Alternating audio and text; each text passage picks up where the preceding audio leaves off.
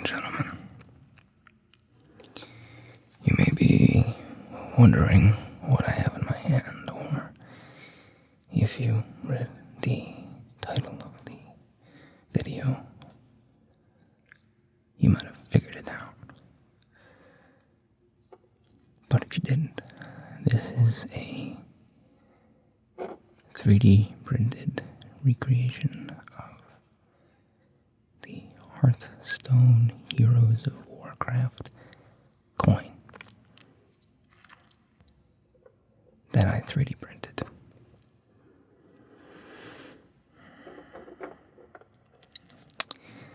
I'm quite a big fan of Hearthstone. I don't play World of Warcraft or anything like that. I think I might have played it for maybe half an hour, played the trial that you get. But I'm not a huge WoW fan, but I like Hearthstone quite a bit.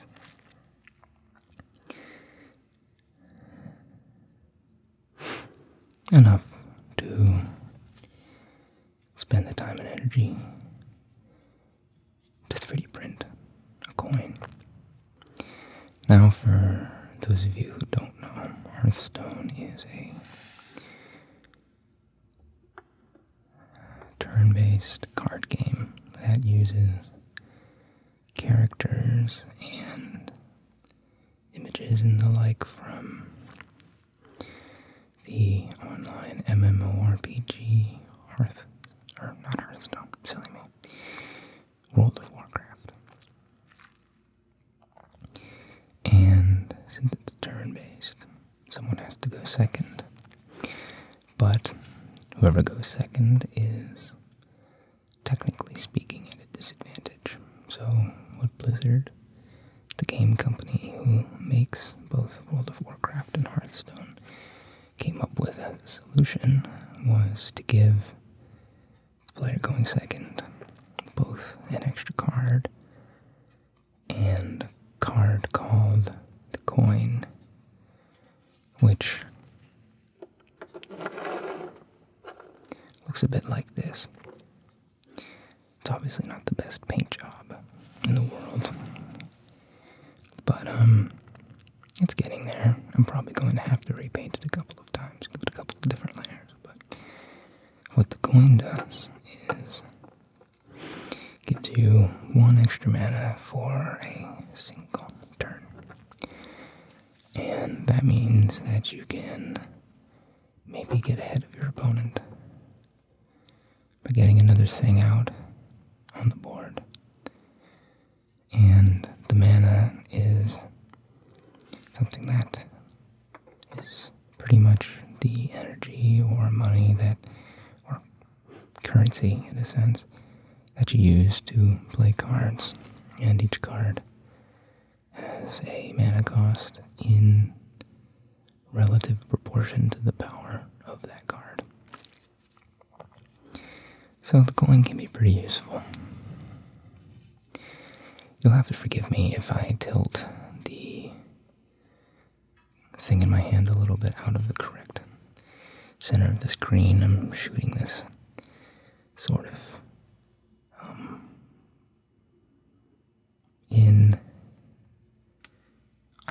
I'm over here, and the camera's over there, so it can be a bit hard.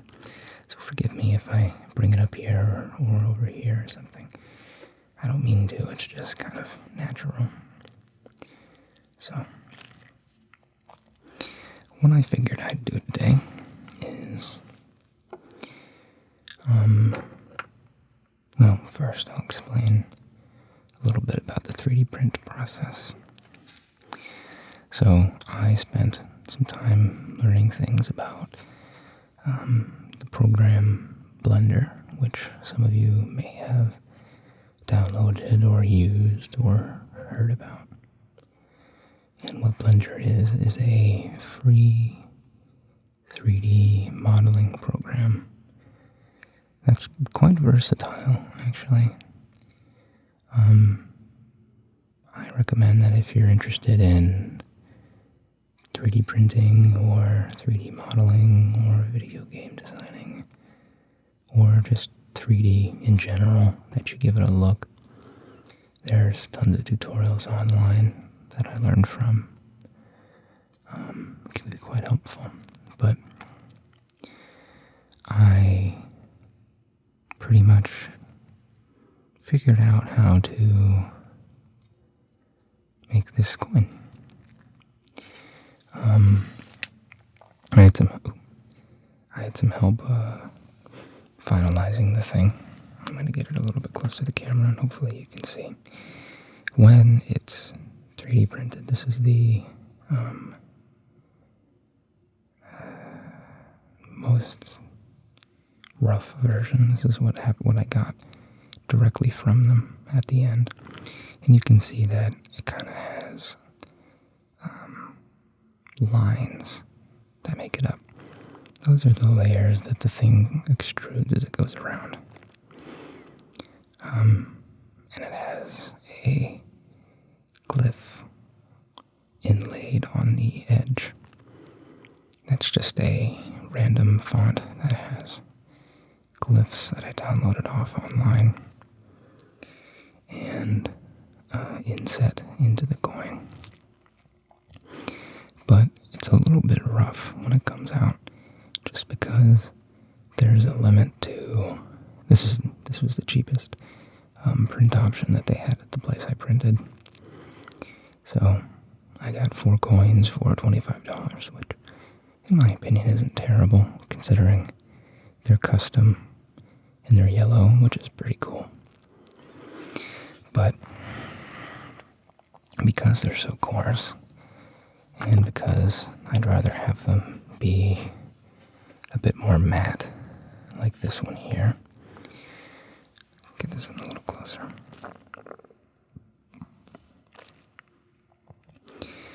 Excuse me.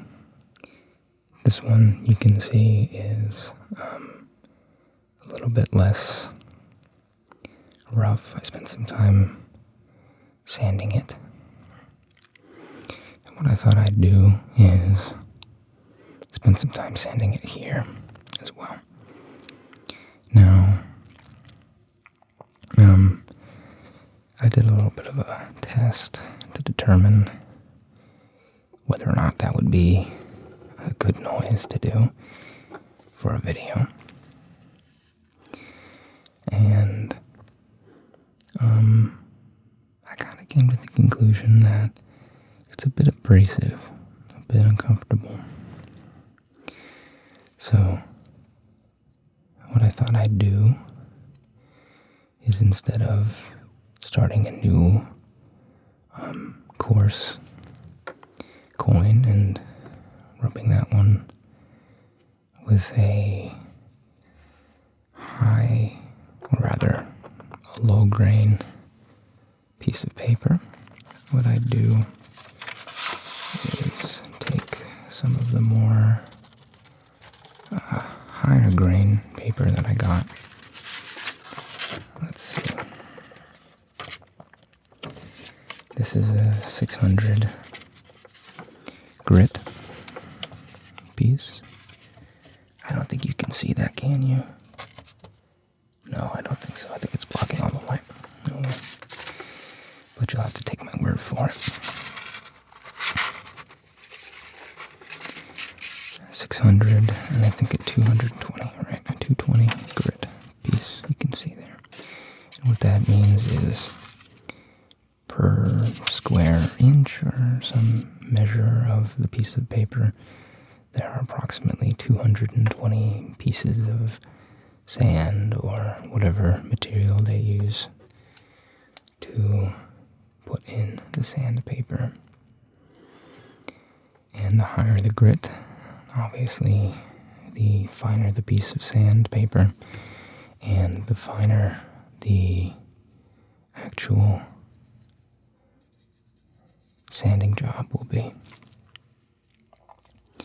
So I thought that to make it nicer for listening, and obviously to make it easier, oh geez, one of the little things is coming off. That's annoying. Oh well, it's imperfect. What can I say? To make it more enjoyable to listen to,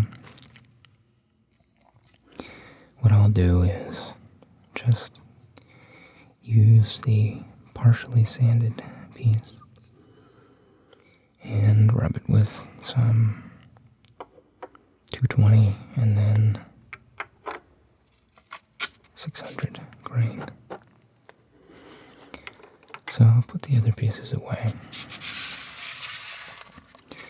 And if this noise isn't for you, you don't like it very much, trust me, I understand. It's not exactly, I think, up everybody's alley.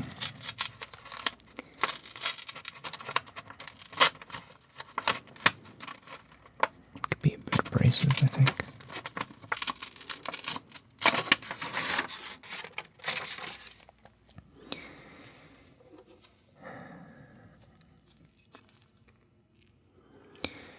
And before I start, I'll readjust the camera so you can get a better look at what I'm doing exactly as I sand the coin.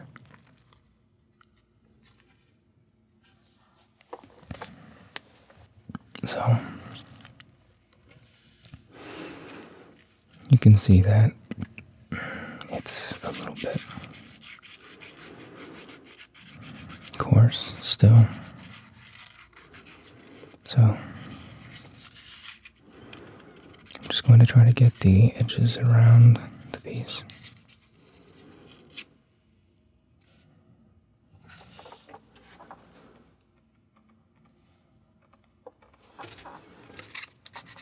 Okay, that's probably better.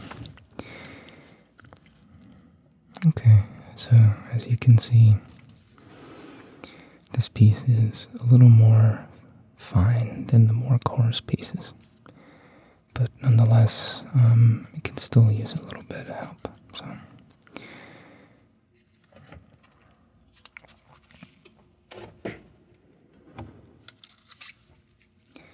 okay, so as you can see, this piece is a little more fine and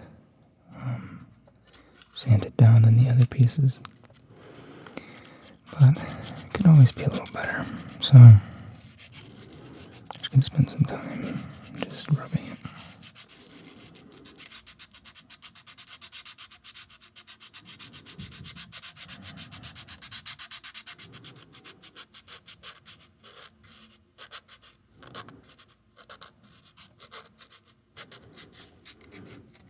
And again, forgive me if it's not exactly the most viewable thing.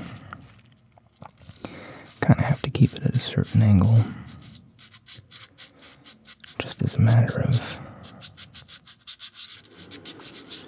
safety for me. Well, not safety, but ease for me. I'm going to try to get in the cracks here, these little indents, because those are a bit harder to get into. I'll try to show you. Maybe it'll resolve. Okay, you can kind of see that right, oops, the other side, my apologies, right around here on the piece between the little thing holding the gem. That's supposed to be a gem, by the way. It's supposed to be a mana crystal, technically, if we're getting technical about it. But this piece right here in between, because it's so inlaid, and it's kind of hard to get in between the pieces, or in between the container and then the container for the larger inlaid piece, that it's still a little coarse. So we'll work on that part.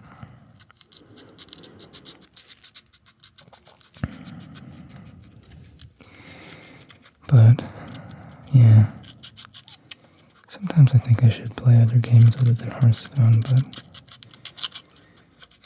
I have it on my phone. It's pretty easy to play. It took some time for it to be well formatted for the computer, or for the phone rather, but they worked out most of the bugs. Though sometimes still there are issues which arise. But that's That's, I guess, the case with all things, especially video games.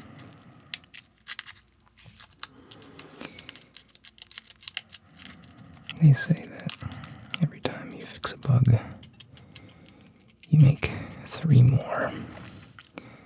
And I'm not a developer or a coder by any means. I think the only thing I've ever done was make a computer say hello world, and that's about as basic as you can get, but I'm sure that's probably the case. At least I'd hope it'd be the case, because otherwise there are many bugs out there which should be fixed, but aren't. At least with the things I've experienced. There's really nothing more frustrating than a bug that keeps coming back time and time again, but never gets fixed. Especially when you know what's going to happen. But just how things are. Still have to be grateful that, sorry, I couldn't see it right there, that computers are even a thing and are always improving at such an incredible pace. It's crazy to think that just at the turn of the century we were barely close to where we are now.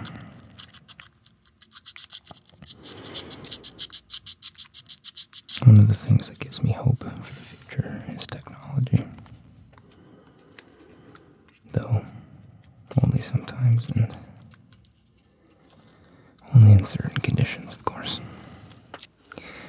At the very least, I'm sure in the future video games are going to be amazing. More amazing than they are now, which is pretty great, I would say.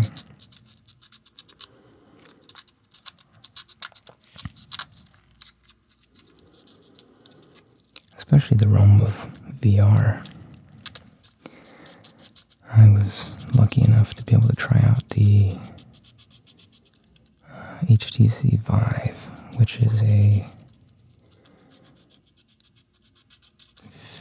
it's a headset essentially that you wear that you put sensors in your room or whoever room you're using it in that track the headset relative to where you or they are within, or the sensors are, within the room. So it pretty much tracks your whole body movement alongside with your head movement in the game. Meaning that whatever you do in real life is accurately and quickly represented in the game. And that's quite a lot of fun. It really makes you feel like you're in there. I know some people would get really nauseous if they tried to do that, which I think is the main drawback, but like I said, things are always improving, and hopefully VR will soon be more accessible to people, because there are quite some interesting applications for it. Certainly some very fun applications as well.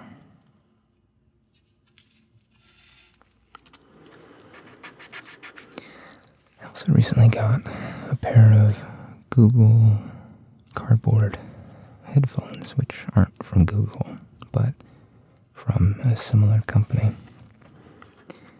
or at least a company that sells them, even though they're still called Google Glass, I suppose, because most of the things are produced by Google.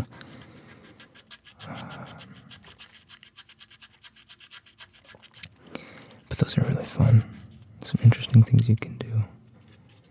I recently got the Google Pixel phone, Google Pixel 2, which I've been somewhat happy with. Some issues, of course. Just like with all technology, bugs, etc. But you can take pictures, like on the iPhone, that are panoramic, except that instead of stopping at a certain point, they go all the way around. around in 360.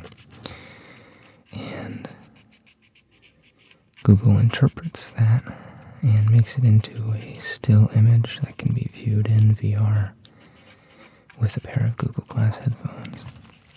That's pretty neat.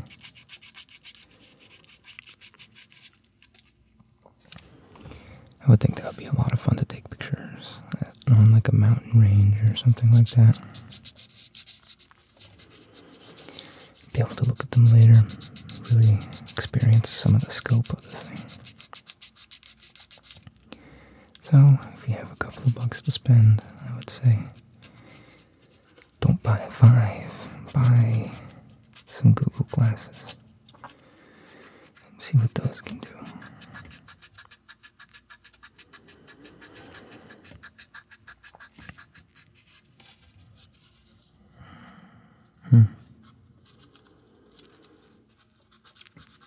It's a bit upsetting. This little piece here came off. See if you can see it. Back to about there. Right there. Yeah. You can see it. That little crack right there. A little piece of the extrusion came out. Peeled away. Probably won't be noticeable after I paint it. But it might be. But such is life. To talk about the possibilities of 3D printing as well. This is the only thing that I've actually 3D printed. And it's incredible the amount of opportunities that are available in that field. What's happening. This, like I said, was the cheapest available option. But they also have these printers called SLA printers. And what those are essentially a plastic resin, like a base of, or a bath of plastic resin. And then what they do is they shoot lasers all the way through really fast. And what that does is it hardens the resin, and it just slowly raises the piece as it hardens the resin under it, and that makes it so it eventually comes out hardened piece of plastic. That's incredible to watch. It's a lot of fun. It's all goopy, and then emerges from the goop a solid item. It's fun. I'm not an engineer or anything like that, so some of the more practical applications of 3D printing aren't really things that I look for.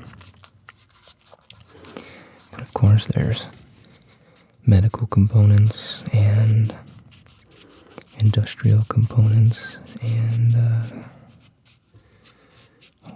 whole list of things you can do besides make silly little toys pretty much from a video game, but you can do that too.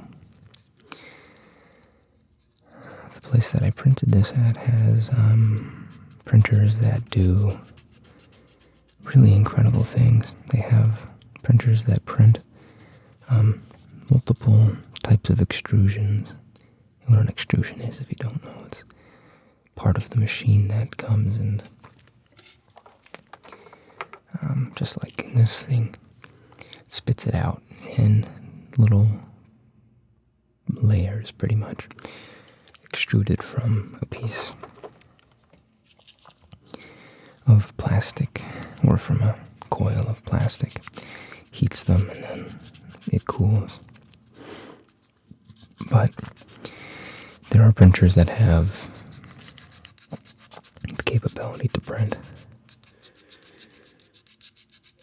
many different colors in a single print, meaning it'd be like this, except it would be pretty much with this being blue, the rest being gold, and then inside you can do different colors, etc.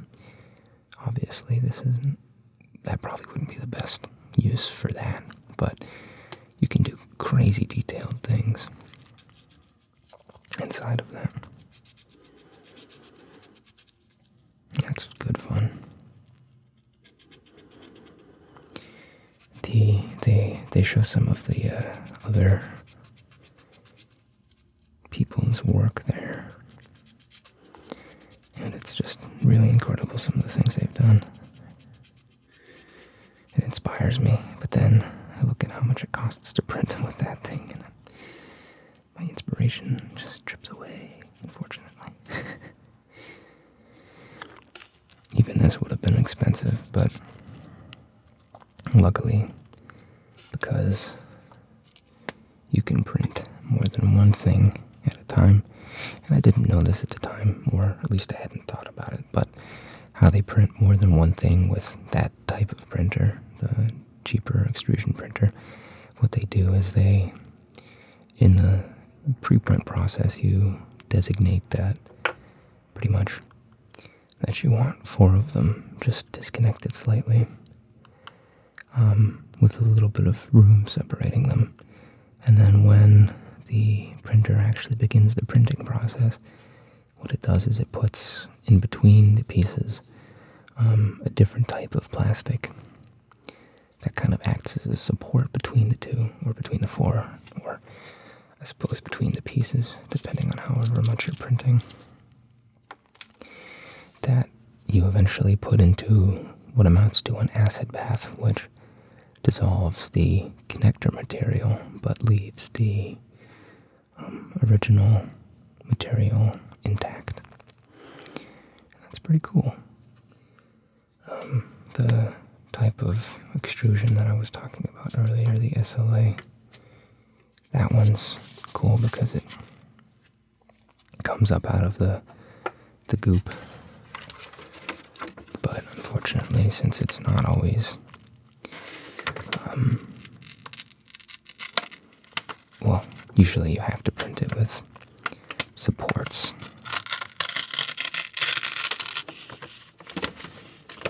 or little trestles.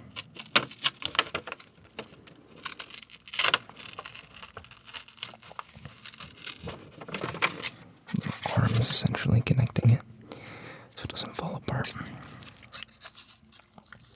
Which makes sense, I think.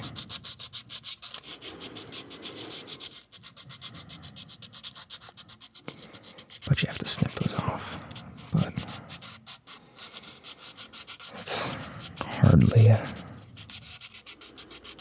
hardly a difficult task to do that. Much easier than sanding it for hours and hours on end. On this piece right here, I spent probably about 3 to 4 hours total just sanding. I usually go a lot faster because it's less of a concern whether or not it's being too abrasively loud or anything like that, but it does take some time.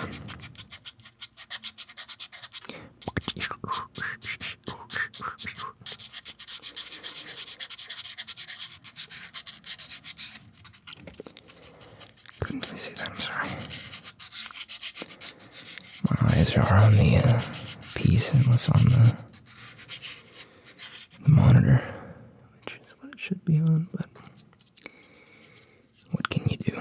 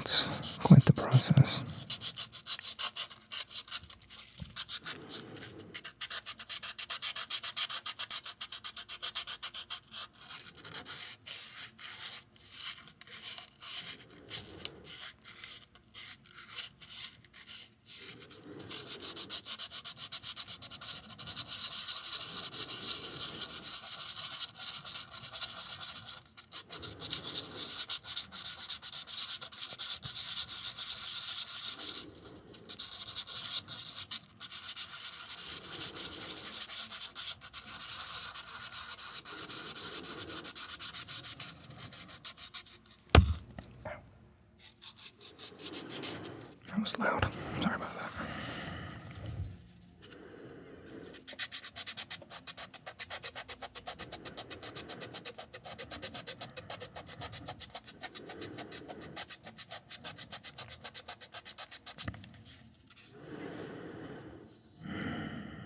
Well, that's quite a lot of that. Not sure if it's gotten anywhere in the time that I spent. Hopefully it has, but it's really hard to say for sure.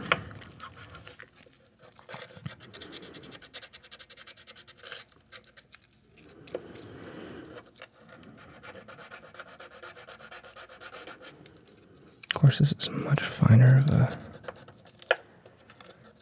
paper than what I'm normally using, which I think is 120 grit? 150.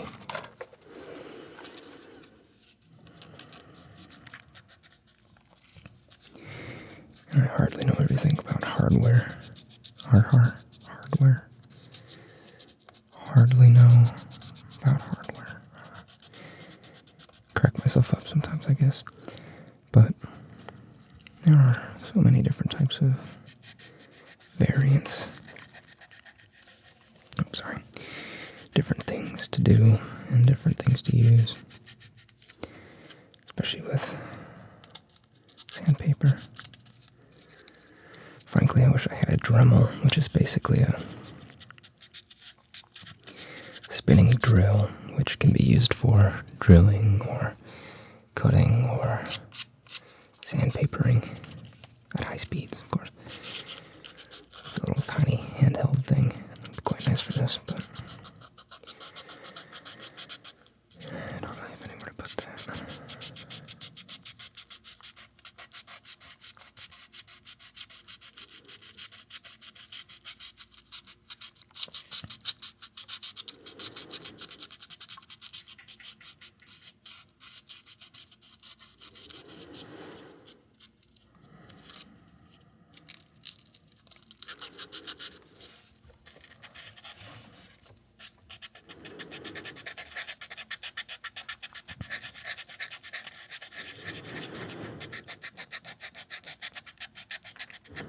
I try to kind of do these specific little triangles on just by themselves, because if you overlap them too much, then the distinction between the two of them, or the two pieces, kind of goes away.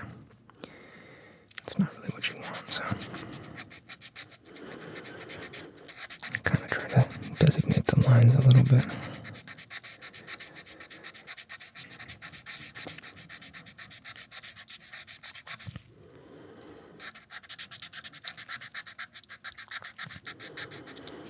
Such a nice day out.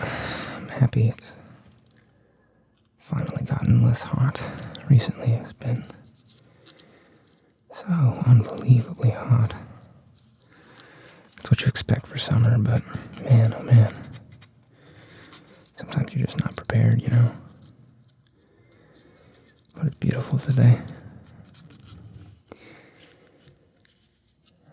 But I don't mind being inside.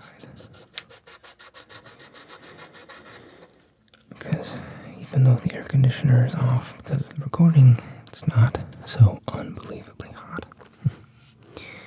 So, I think I'm only getting so far with this. I thought I might do a little painting with this little guy right here. Maybe give him another coat. Another coat for this guy, coat of gold. And you can see that there are parts of this where, let's see, right there, you can kind of see that it's chipping a little bit, and it looks like it's yellow, which isn't really what I want. So,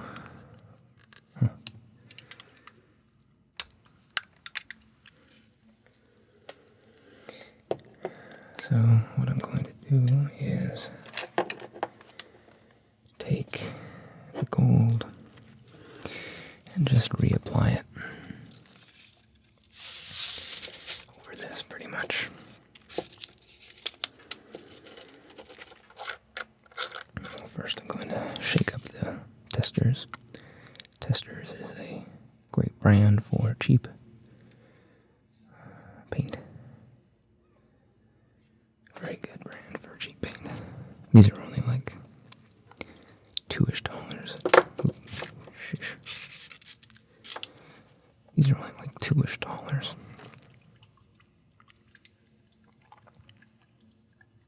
But it's good to shake them up just a little bit because it's an agent mixed with pigment. And if they're not mixed up, then all hell will break loose once you start painting. Not really, but you get the idea. So, I'm going to coat the brush in a thin layer of metallic gold. Let's see if we can get this in view. Alright. Then on the back, I'm just going to lightly brush it. Long strokes. Trying to get on the inside. Because what I want to do is really spread it all out. This stuff, while it's cheap, does have a bit of a tendency to clump up. And since there are pieces on this which I couldn't quite reach when I was originally sanding it, it might clump up on those areas and make it kind of look a little bit cheap and like it's plastic, which it is, but that's the look we're trying to avoid. It's supposed to be metal. So long, even brush strokes can kind of move the paint around, keep it from clumping up in one area, giving it a chunky look. You can get that look a lot when you do stuff like spray paint. It's happened to me a good amount of times when I've spray painted. And obviously you don't want to touch it, but I'm going to, as I've already done. Oh well. Just a little paint. Even though, obviously, it's not something you want to touch. And forgive me if I tilt it towards me instead of the camera. It's kind of a habit anyhow. I want to be able to see what I'm doing. Instead of blindly painting willy-nilly. Now, this is the second-ish coat of the gold that I've done. And I'll probably do about 2 coats, maybe 3, before I start with the rust color that I also got. I got a rust color and I'm going to mix it with the paint thinner here. You can't see it, it's not really clearly labeled, but it's clear paint thinner. And what paint thinner does, as you might guess, it thins the paint. And when you mix a color with paint thinner, you can do a thing called a wash, which essentially is applying a very thin amount of, or I suppose the amount you apply is relative, but it applies a thinner layer of paint to a surface, meaning that it's going to be almost like water colors. And what that does is it gets in between the cracks and kind of fills it out a little bit. Makes it look a bit, it's watery almost, but not in a bad way. It gives it a sort of texture because it allows it to get in the cracks and sort of paint it in a way that's not as thick. It's a very thin layer of paint. That's nice. Gives it a cool looking little finish, I think. There's a lot of things you can do with paint, and painting. Again, I'm not really a painter, but I've worked with paint before in a decent capacity, so I have an idea of some of the things it can do, and some of the things you can do with it as well.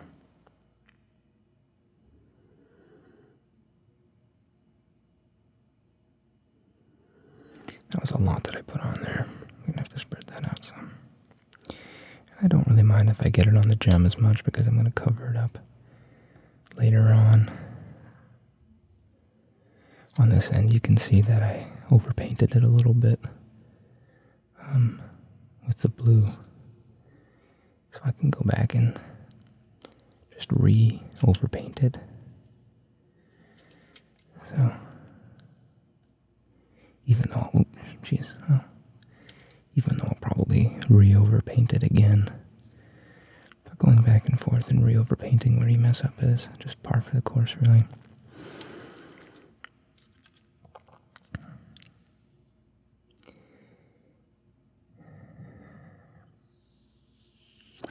It's almost a meditative process, though that might just be the paint fumes speaking, but nonetheless, it's enjoyable to kind of just put paint on things. So, I don't know if you can see it, but I'm going to stipple in some paint into the little glyphs. Make sure that everybody gets a little bit of paint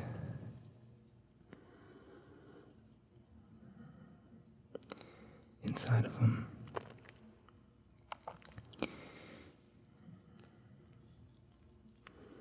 I don't want too much, of course. You don't want it to get goopy, but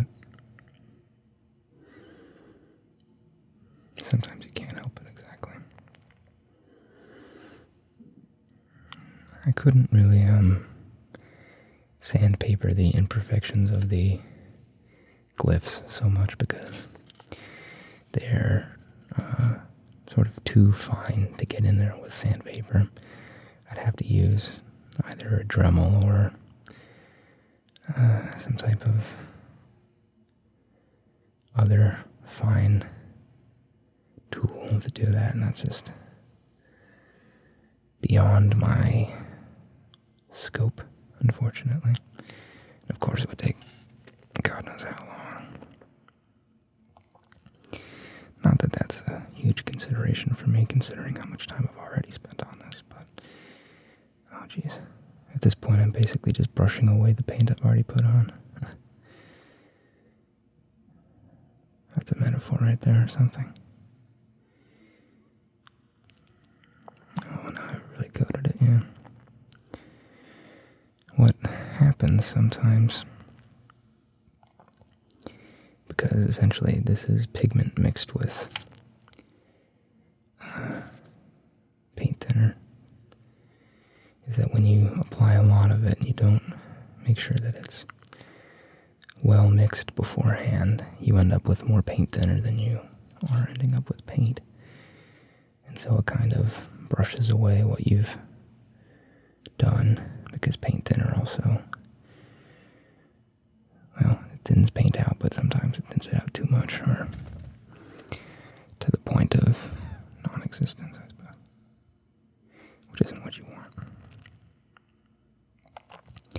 Unless it is. And that's also a technique of adding a bunch of paint and then selectively removing it. I've done that a couple times and it works pretty well. It's also nice to be able to kind of go back and fix something if you messed it up. This thing's very nice to hold. You just hold it and let it spin around.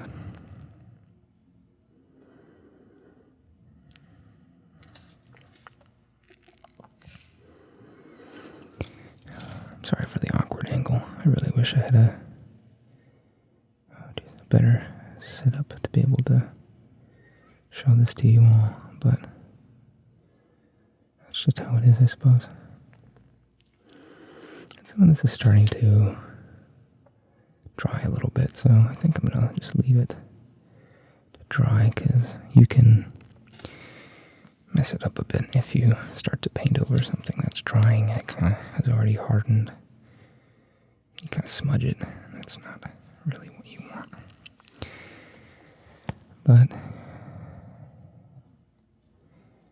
yeah, that's kind of looking somewhat close to what I want, or what I'm going for. And I'll probably put a picture somewhere where you can see the original and compare it to this one.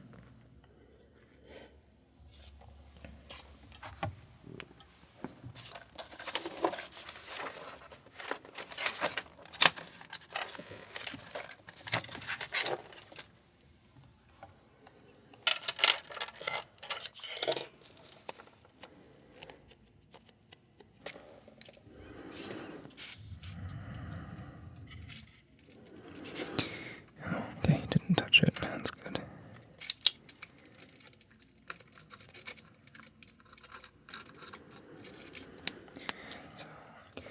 So I thought I might do another little coat on the top of this before I say au revoir. And I have two different types of blue here. A darker blue and a lighter blue. Ooh, where? Ooh, there it is. Okay.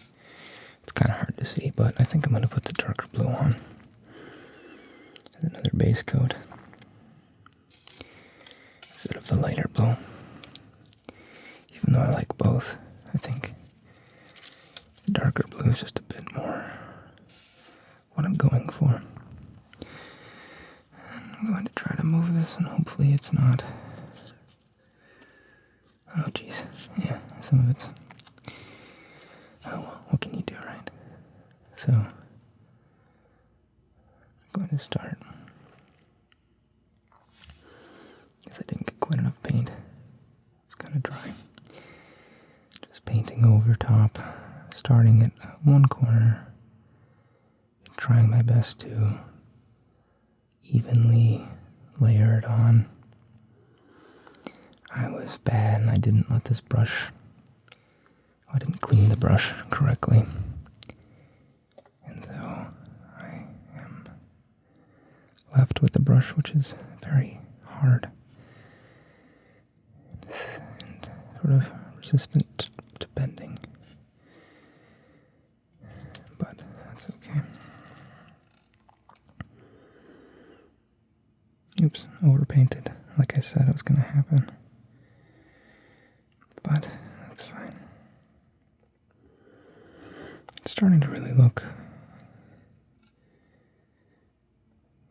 glossy, which is kind of what I wanted.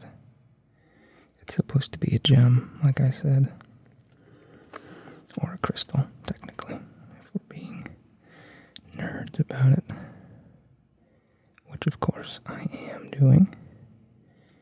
Oh geez, you can see all my finger marks. That's not what I want. Yikes. Oh well. I'll hold it with the other brush. That's a great workaround.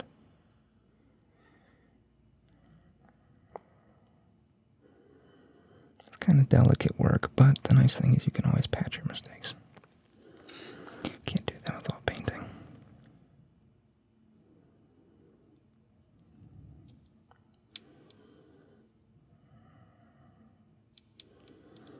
I wish you could hear that better. It's kind of a small move, so it's not exactly something you could probably hear anyway. Even with the world's best microphone technology.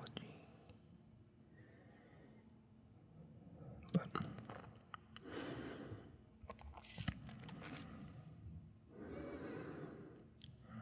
do another little layer just on this end. Just to kind of even it out. I want to put more than less on here, even though I'm not certain that's the best move. Just because I want it to kind of be shiny when it dries. It's kind of a little bit thick.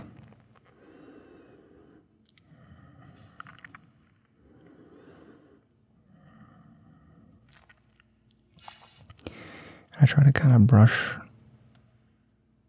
in the way of each, or as each triangle comes down,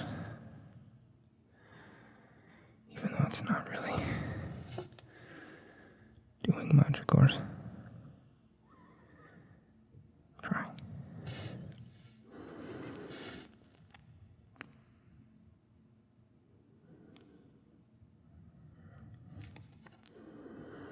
Trying to give it more of a geometrical paint pattern. It's something you have to consider since your brush strokes do affect how it all looks. Just kind of brush out those wee little mistakes I made with my fingers. Of course, it's rubbing on the sandpaper under it, making even more abrasive mistakes, but that's just how it goes, I guess. So, I might do a follow-up video sometime in the future if you guys want, once this dries, of, finishing it up. And then tell me if you thought the sandpaper was enjoyable, or not, if you didn't like it. I understand it might not be for everybody. But, yeah. Thank you all so much for watching. I hope you enjoyed yourselves. And if you're players of Hearthstone, remember that there's always room for another.